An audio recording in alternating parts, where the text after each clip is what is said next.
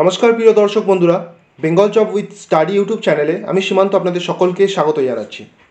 এই মুহূর্তের একটি অতি গুরুত্বপূর্ণ আপডেট নিয়ে এই প্রতিবেদনে আপনাদের সঙ্গে আমি সীমান্ত আলোচনা করতে চলেছি। এখনও পর্যন্ত খবর যেটা উঠে আসছে সেই খবরটা কৃষ্ণনগর কেন্দ্র থেকে, অর্থাৎ লোকসভা কেন্দ্র কৃষ্ণনগরকে নিয়ে আলোচনা করতে চলেছি। এবং কৃষ্ণনগরে রাজ্যের শাসক দলের যিনি প্রার্থী অর্থাৎ মহুয়া মৈত্রর কথা বলছি, সেই মহুয়া মৈত্রের জন্য মোটেই কিন্তু একটি ভালো খবর নয়। এবং রাজনৈতিক মহল থেকে ইতিমধ্যেই জল্পনা উঠতে শুরু করেছে যে নামটি বিজেপির তরফ থেকে ঘোষণা করা হচ্ছে, এখনও পর্যন্ত হয়নি, তবে চূড়ান্ত নাম ঘোষণা যে কোনো মুহূর্তে হয়ে যাবে। তবে নাম যেটা উঠে আসছে সেই নামটি খুবই ভারী হতে চলেছে মহুয়া মৈত্রের জন্য।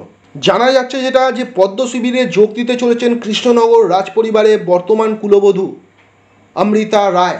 আর এই রাজপরিবার, কৃষ্ণনগরে এই রাজপরিবার কথাটা বলার সঙ্গে অবশ্যই আপনাদেরকে বলে রাখবো যে কৃষ্ণনগরের জনগণের সঙ্গে এই রাজপরিবারের একটি দীর্ঘদিনের আবেগ জড়িয়ে আছে।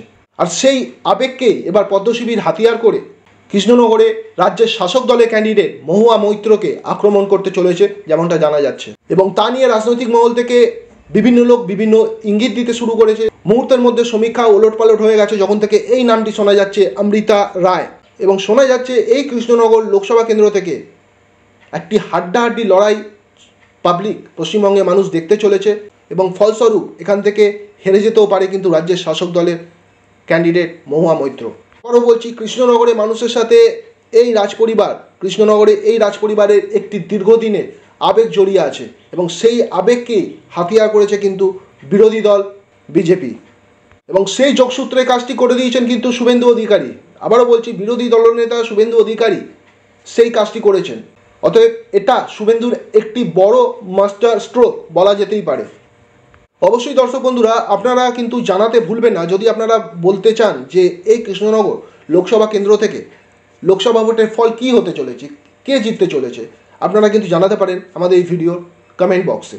কারণ যতদিন পর্যন্ত নামটি জানা যাচ্ছিল না যে বিজেপি পদ্ম শিবিরের পক্ষ থেকে কে দাঁড়াতে চলেছে, ফাইনালি আমরা অনেকেই শুনেছিলাম দাঁড়াতে চলেছে ঝুলন গোস্বামী, আবার আমরা শুনেছিলাম রুদ্রনীল ঘোষের কথাও শুনেছিলাম। কিন্তু এখন যে নামটি উঠে আসছে, আবারও বলছি, সেই নামটা ভারী হতে পারে কিন্তু রাজ্যের শাসক দলের ক্যান্ডিডেটের জন্য। অতএব গণতন্ত্রের এই যে গণতন্ত্র, এই গণতন্ত্রের উৎসবে কিন্তু সামিল হয়ে যাচ্ছেন রাজ পরিবারের লোকও। আর এই যে অমৃতা রায়ের কথা বললাম, ইনি হলেন কিন্তু কৃষ্ণনগরের রানীমা। কৃষ্ণনগরের জনগণ এনাকে রানীমা বলেই জানে। এবং এই ভোটের শেষ মুহূর্তে মহুয়ার পাড়ায় খেলা ঘুরিয়ে দিচ্ছেন কিন্তু আবারও বলছি শুভেন্দু অধিকারী। এবং কৃষ্ণনগরের এই লড়াই যদি ফাইনালি এই মানুষটিই দাঁড়ায়, অর্থাৎ এই রানীমাই দাঁড়ায়, তাহলে কিন্তু এটা একটা বিরাট মর্যাদার লড়াই হতে চলেছে কৃষ্ণনগরে। এই জল্পনাটা অনেক দিন ধরেই শোনা যাচ্ছিল। তবে বুধবার নদিয়ার কৃষ্ণনগরে বিজেপির লোকসভা নির্বাচনী কার্যালয়ে শুভেন্দু অধিকারীর হাত ধরেই পদ্ম শিবিরে কিন্তু যোগদান করেছেন কৃষ্ণনগরের এই রানীমা অর্থাৎ রাজবধূ। গতকালের এই কার্যালয় থেকে কৃষ্ণনগরের এই রানীমাকে বলতে শোনা যায় যে আমি রাজনীতির লোক নই, কিন্তু আমি নিজের 1000% দিয়ে চেষ্টা করব যাতে সমাজ ভালো থাকে, এই কথাটি তিনি বলেছেন। এবং পাশাপাশি বলেছেন যারা বঞ্চিত তাদের যেন মঙ্গল হয়, যাতে তারা আর বঞ্চিত না থাকে সেই চেষ্টা তিনি করবেন। তবে প্রিয় দর্শক বন্ধুরা, একটা কথা অবশ্যই আবারও বলবো যে কৃষ্ণনগরের মাটিতে এই রাজ পরিবারের সদস্য রানী মা অর্থাৎ অমৃতা রায়ের কথা বলছি। এই অমৃতা রায় বিজেপিতে যোগদান কিন্তু ভোটের মুখে পদ্ম শিবিরের শক্তি আরও বাড়ালো, এমনটাই কিন্তু মনে করছে রাজনৈতিক মহলের কিছু বিশেষজ্ঞ। এই দুটি দলের পাশাপাশি আপনারা ইতিমধ্যেই জানতে পেরেছেন যে সিপিএমের প্রার্থী হিসাবে এখানে দাঁড়াতে চলেছেন কিন্তু SM সাদি। ওনার পসিবিলিটি কত আছে, যদি সে ব্যাপারে আপনারা কিছু বলতে চান অবশ্যই কিন্তু ভিডিও কমেন্ট বক্সে জানাবেন। এদিন রাজা কৃষ্ণচন্দ্র প্রতিষ্ঠিত দুটি কালী মন্দিরে পুজো দিয়েছেন এই রানীমা অমৃতা রায়। তবে বিজেপির প্রার্থী হওয়া প্রসঙ্গে অবশ্য তিনি কোনো মন্তব্য এখনও পর্যন্ত করেননি। তবে তিনি বলেছেন যে আগে প্রার্থী তালিকা প্রকাশ করা হোক, তারপর এই প্রসঙ্গে তিনি বিস্তারিত মন্তব্য করবেন।